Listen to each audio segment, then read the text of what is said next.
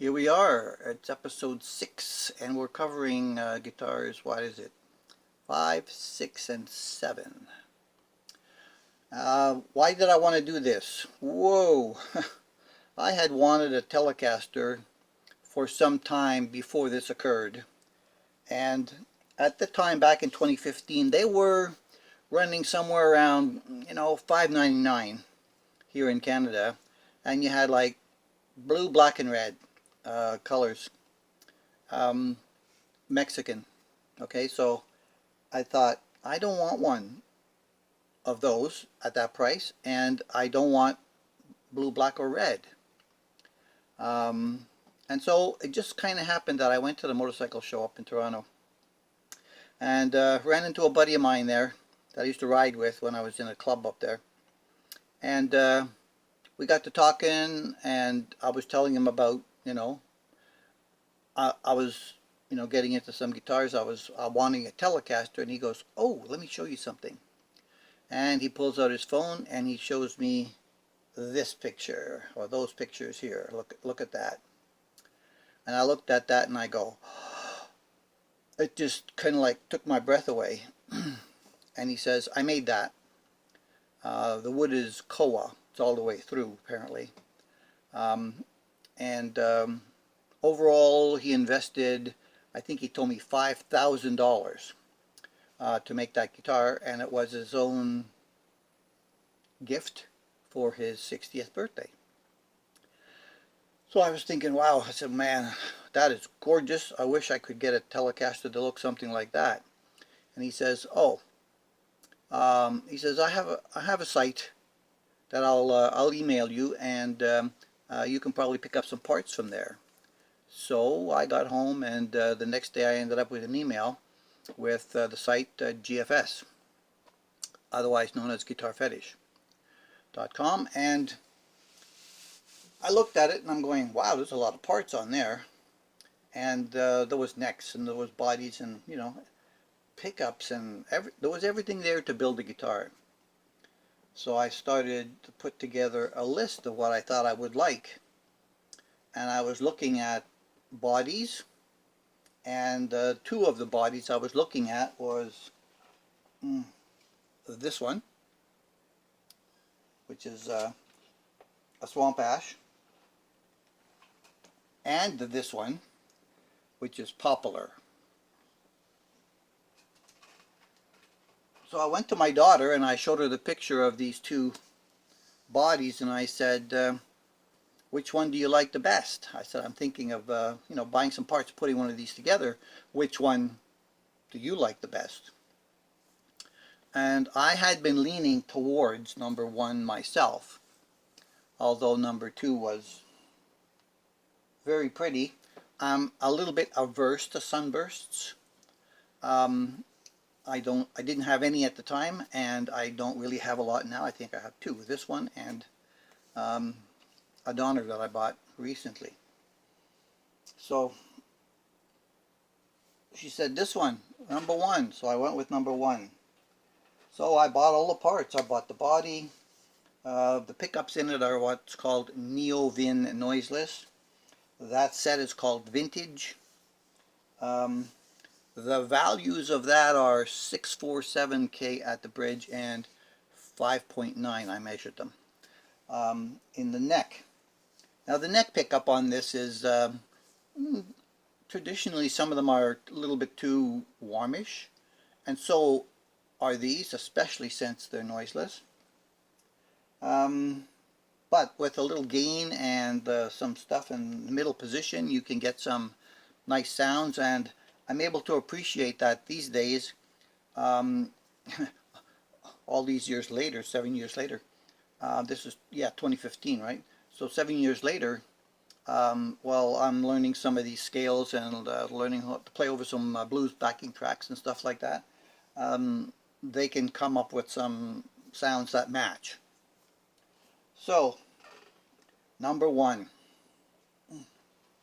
I built this one, and I decided, oh, wouldn't gold look nice on this body? And I thought, yeah.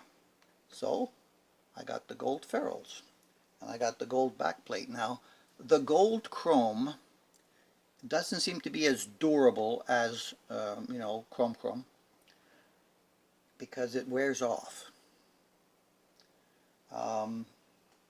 Where you know, wear it, and of course you touch this all the time when you're playing. These bodies have no belly cuts. They're the standard original slab style. I put the Wilkinson Easy Lock tuners on here because they were like, I don't know, 27 bucks a set at the time. I think they're still about 27 bucks a set. And they're the ones that have the 2 holes in the post. I didn't use them that way, where you put the string through, wrap it around the post, come back the other way, and then wrap it down so that the string wraps around the part that went diagonally across the post. I just used the luthier's knot. It's just so much easier for all of them. So as we talked, I think once before about this thing, it weighs 11 pounds. The body on this thing was really heavy.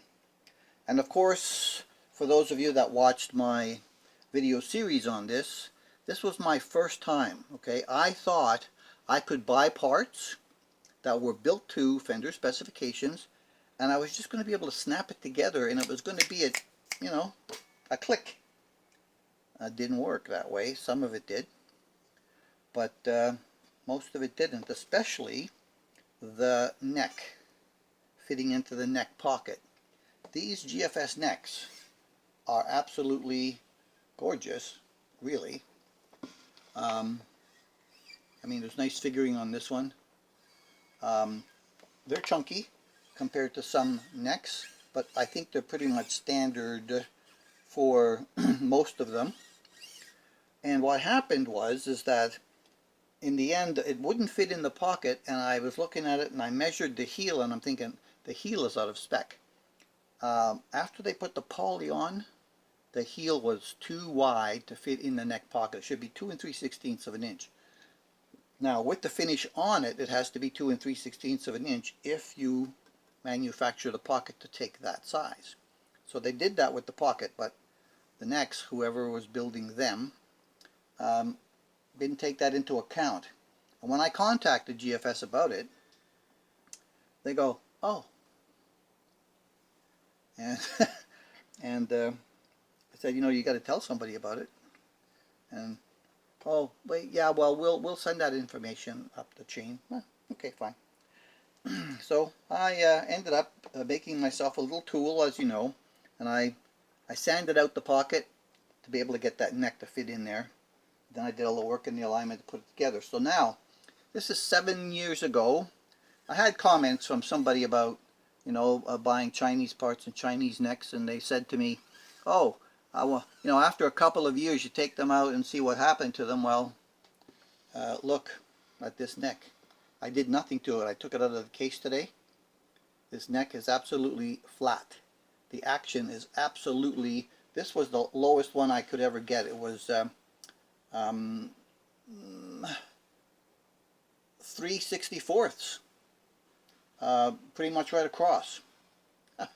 And the neck, I never even touched the truss rod today. All I did was give the strings a little stretch and tune them up.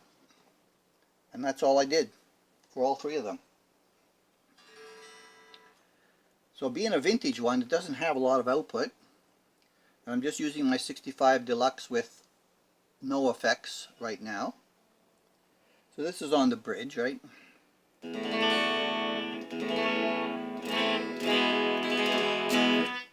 That's the basic bridge, the neck.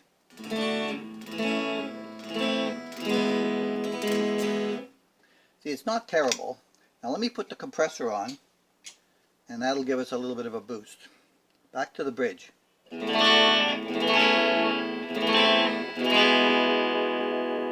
Because I can control volume on the compressor. The neck.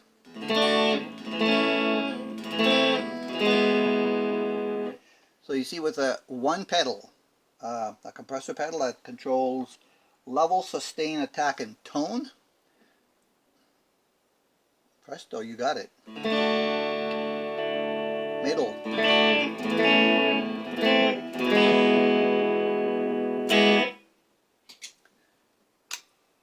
sounds great, and haven't had to really do anything to it except change the strings a couple of times. This one, I made my own logos back in the beginning. There was people showing you how to do that online. What did I put on that one? Can I read it? Wow, it's been so long ago I can't even remember what I put on there. Ah, yeah, this one says Mike's Telly. Mike's Telly. So I'm pretty happy and still fairly proud of my first attempt, and I learned a lot from this project that I didn't think I was going to learn or needed to learn. How to align and, you know, make sure everything was perfect so it works the way it's supposed to. Let me just turn this off, so unplug it. And so this became my apple of my eye for quite some time after I built it. I did a number of instrumentals with this, including Eric Clapton's Wonderful Tonight eventually.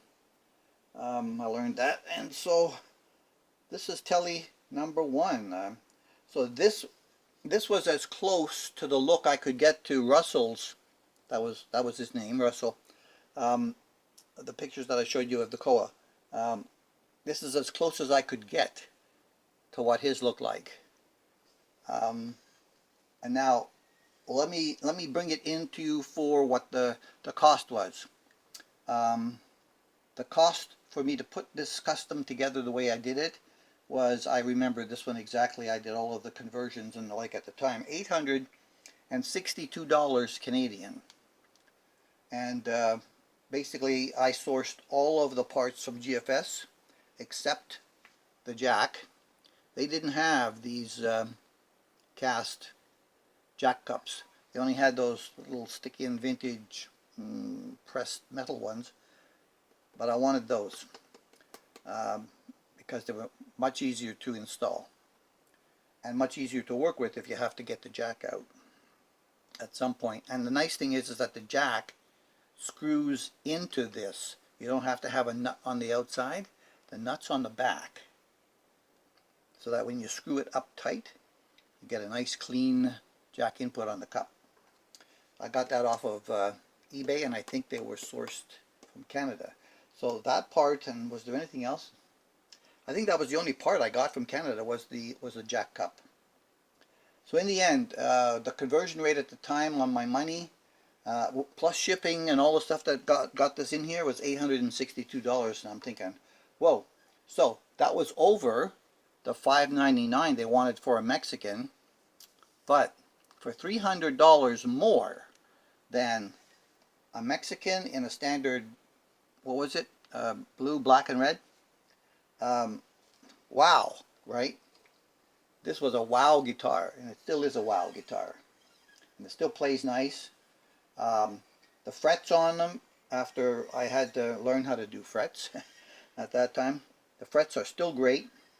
You know, I don't think I've polished them again since I built it, and they're still nice and shiny. When I take the strings off, all I have to do is wipe it down, and I literally have not repolished those since 2015. So that was near the end of the year 2015, in the fall towards the winter, and then in 2016 I sort of got the itch, and I was thinking, you know, I was looking at this body again online, and I'm thinking, I really like this quilted look, right? It's not flamed, but quilted.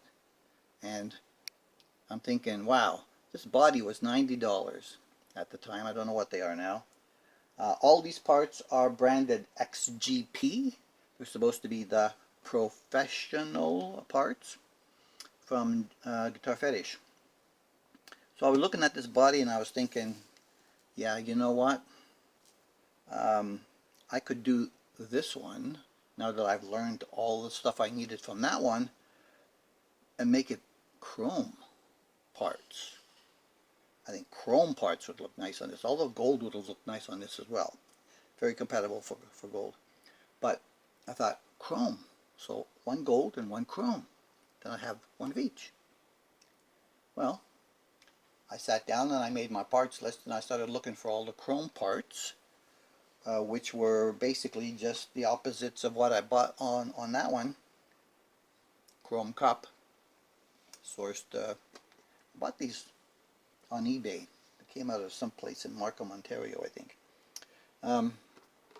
But everything else I got from Guitar Fetish except this neck. Except this neck. I bought a neck for this guitar, and it was just like number one. Nice big chunky. They call that the vintage color, but I think this one's more vintage color. It's more orangey, and there's a more orangey one than this yet, which I have. I bought another one that was more orangey than this, which I thought I was going to put on this guitar. I've just never gotten around to it. It's been in the box for probably about 4 years. So I bought all these parts plus the neck. This one came out to also over $800, but I don't remember exactly. Let's average it to say $850. And what I decided to go with on this one was the same pickups, except, or brand, let's say brand, Neovins, noiseless, because I've heard all the stories about, you know, buzzing and stuff on Telecasters, and I didn't really want to have to contend with that. And except that this one was called the Hard Vintage. So the spec on this one is 8.9K in the bridge, whereas Tele number 1 is 6.47, so that's the vintage level. And the neck is exactly the same. It's a 6, right? 596. So all the other parts are from GFS. And then I thought, well, let me see if I can get another neck. See if it fits better. So I ordered this directly from China off of an eBay ad. Thought that looks nice. So in it comes, it's all polyed very nicely, a vintage orange. I stick it in the pocket and it fits perfectly with the poly on it. I'm thinking, now that's the way it's supposed to be. And you can watch the video to see the rest of it, but I didn't do a lot of video recording for this one. I ended up putting a brass nut on here eventually. It wasn't on there initially when I bought it. There was a plastic nut here, and I had some trouble getting some bone nuts to fit the size of the cutout that they had here. So eventually I had some a brass nut that I was going to use originally on number 1. I did not, and so I had it around for a while. So I thought, all right, I'll do it someday, and someday came over the last couple of years sometime, and I replaced the plastic that was here with this brass. I had to sand and shape and do all the stuff to make it fit in the slot properly. It was much thicker than this slot.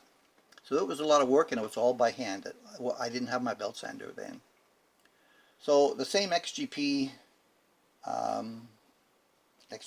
the same Wilkinson tuners, but in chrome, which are called the Easy Locks. And this thing fit together like perfectly, and I'm thinking, wow, that's really great. So again, now I did the fretwork on it. This has been in the case quite a while also. Took it out today. Another example of cheap Chinese neck. I think I paid $35 Canadian for this neck back then in 2016. And it is still perfectly straight coming out of the case today.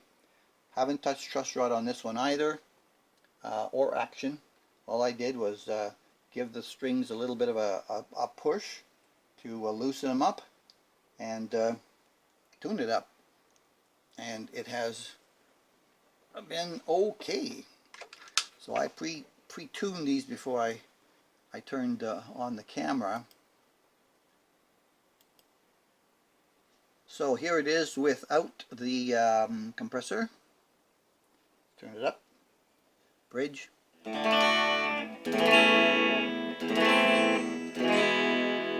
So a little bit more output on these.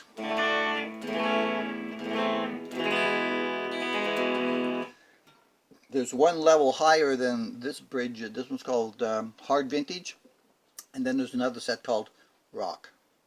So I'm presuming that one probably is 10K or more. The neck,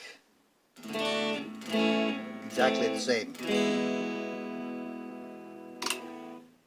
The bridge with the compressor.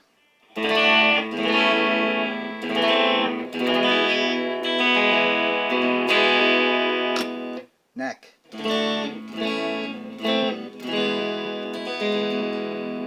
So yeah, you know, it's like this was the jazz pickup at the time, right? And it's good for that because it's got that soft, warmish feel to it.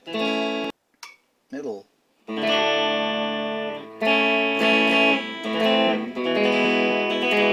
middle is a sweet spot on there.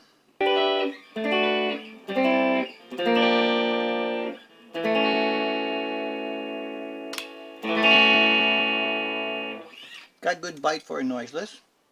I was very happy with the results and how it sounded and worked.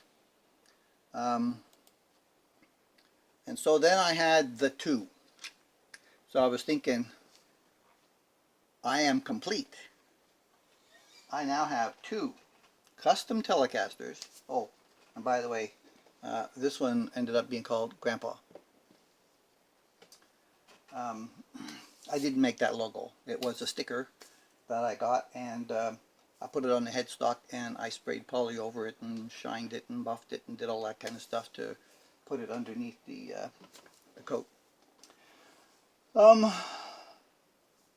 I'm thinking my life is complete. I've got 2 custom Telecasters. What else would I need? I've got my American Strat and 2 custom Telecasters and my 2 acoustics, and I'm going, oh yeah, and my Chipson. So that one was kind of like out of the picture, but I've got these. Wow, I've got some of everything. There's nothing left to get. Oh my God, I was so naive back then. And still somewhat today. But I couldn't leave well enough alone, apparently. And a little time went by and into 2017, and I was thinking, you know, when I was looking at those bodies, I saw, you know, what they called a vintage cream. And I want to take another look at that. So I thought, all right, I have a spare neck. What am I going to do with that neck? Right? I got a neck. What am I going to do with the neck? So I was thinking, maybe I could buy another body and put another one together, because this, you know, yellowish cream caught my eye at the time, and it had, you know, the black binding on it, and I was thinking, wow, wouldn't that look great with all black hardware? Hey, right, Jay? All black hardware. I don't have one. I don't have a guitar with black hardware, so this could be it. So I looked it all up, and I could find all these parts, and I thought, all right, I've got this XGP neck that I bought for number 2 that I didn't use. I'll put it on here, and I know I'm going to have to open the pocket, which I did, but now I had made myself a tool. I was expecting it, and I bought, you know, abalone topped knobbies for this one. The black jack cup, the black ferrules on the back, the black plate. Now, if you watch the video, I had a terrible time with the XGP black parts that came on this. They were they're shiny. They're still shiny. The black stands up better than the gold, but now they're still shiny. The black is still shiny. I had to polish. There was some kind of a corrosion on every one of these XGP parts, and I tried all kinds of things, if you watch the video, to clean it off, until I finally ended up getting to working my way up from cleaners, cleansers, degreasers and stuff, till finally I had to go to a compound to buff it off and get the crap off of it, and get it to come up shiny so that it would match the Wilkinson black tuners. But you know what? These Wilkinson black tuners were also from Guitar Fetish, and wherever they were storing these parts, including the tuners, I had corrosion on these buttons as well that I also had to compound off. And so wherever they were storing these things, it must have been damp, musty, something or other. These were all from Boston at the time. And so I thought, yeah. So I called them about that too, and they go, oh, yeah, not so good there, but good lip service. And then I decided, well, what do you put in here? You did vintage and you did hard vintage. Then there was the rock, and I'm going, maybe I'm going to do something like the humbuckers in here. Don't have anything like that. So this was the first time I saw these hot rails, and thought, okay, I could do that. I put in push-pull plots. I put plots in there so I could split the plots. And I did. And at the time, of course, when I built this, I did not know about the Fralin resistor trick to keep one side of your coil on a little bit if it gets too thin on the split. So these pickups come in at 10.4. It's not terribly hot, but 10.4. These were the light little punchers. 10.4K and 8K. And they worked out pretty well. And again, a combination of the parts and exchange rates and all the stuff on this one came out to be about $850. So now I've got 3 guitars in the $800 range. I'm thinking, wow, alright, I'm going to have to take really good care of them. Okay, so here's number 3. There's the neck. XGP neck, made in China. Out of the box today, this has 3/64ths right across there. I mean, it is so low. I mean, no limbo artist could get under there. So I ended up with putting the bone nut in there, and I put one of those large black rollers on this one. This one would end up being called 2BIKE. Let's plug it in.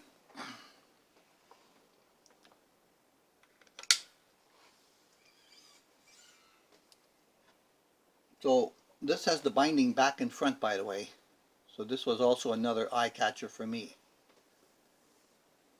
Turn it up, bridge, turn it on. And here we are. Let's go without the compressor.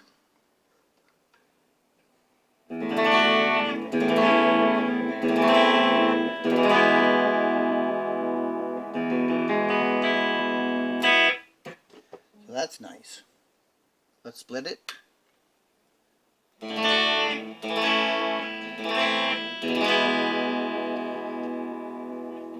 So that goes back to almost the vintage sound of number 1.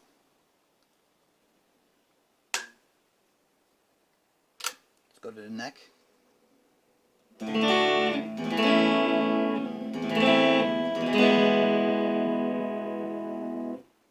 Nice.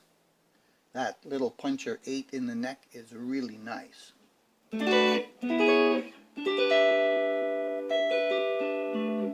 It's mellow.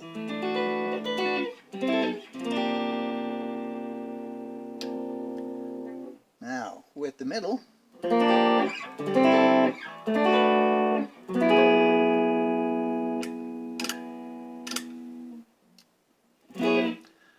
know what? I made a mistake.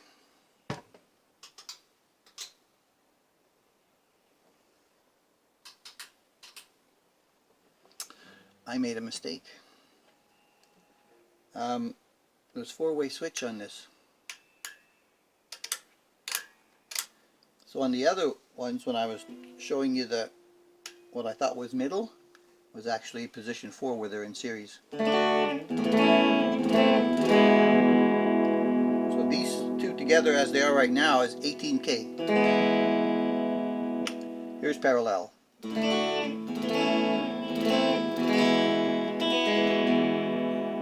Bridge.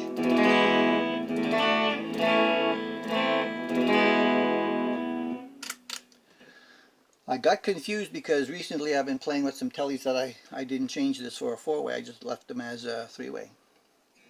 And you see, it's been a while since I built these things, so I can't remember everything. So this was pretty nice. All I really had to worry about was the neck pocket, making that work.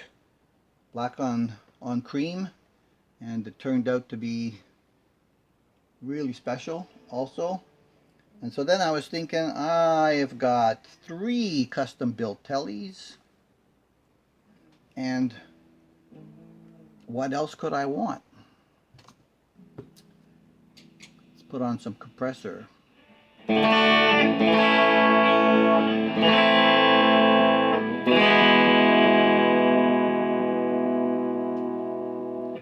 That's just bridge.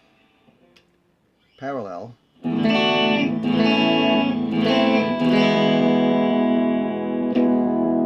Series.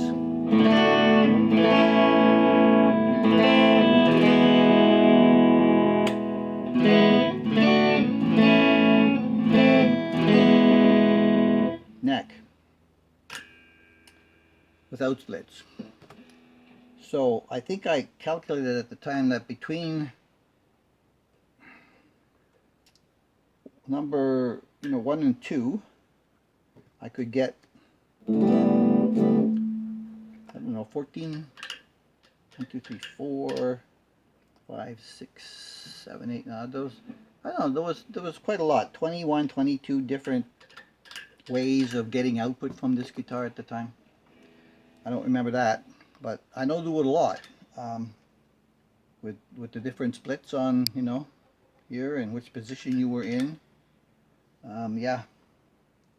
So again, I'm thinking, wow, I'm done. I'm done again.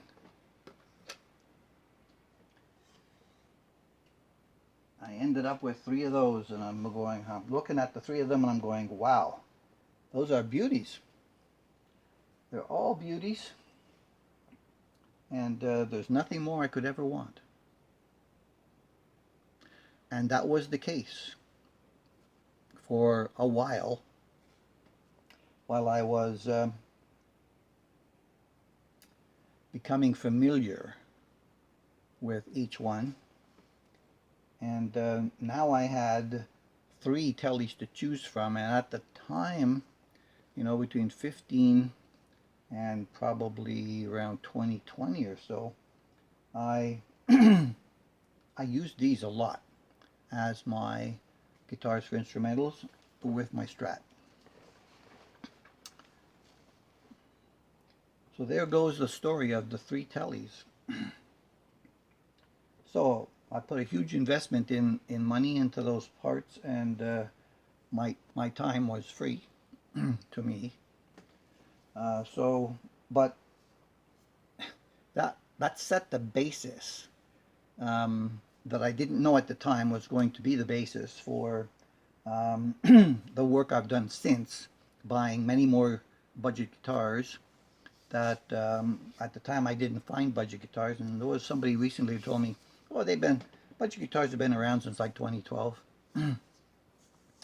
or something like that, but I didn't see any. All I saw were regular ones, big brand names. So I'm liking those 3 tellies still. They don't disappoint in any way, shape, or form at the time that I built them or now, and I'm still very happy with them. So once you put something like this together and figure out how to make it work, you can take any budget guitar that's on the market now and just take it apart and just make it what you want. Just just do it. Just do it. Without all the fancy mods that, you know, of cutting new holes to put in different kinds of pickups. You can replace like humbuckers with humbuckers and singles with singles without having to, you know, do some of the stuff I've done lately. But yeah, you can buy a couple $100 guitar, buy another $150 worth of parts, put them all together, and you end up with a guitar way above that quality level that you started with by just adding some parts that are better than what they came with and setting it up properly. You can make a really nice playing instrument out of budget guitars and a few, you know, replacement parts if necessary. So this is the end of episode 6. I hope that you enjoyed some of the information about this build. I had a request for that. And so here it is. Thank you very much for watching. I appreciate all your support. And I'll catch you in the next one.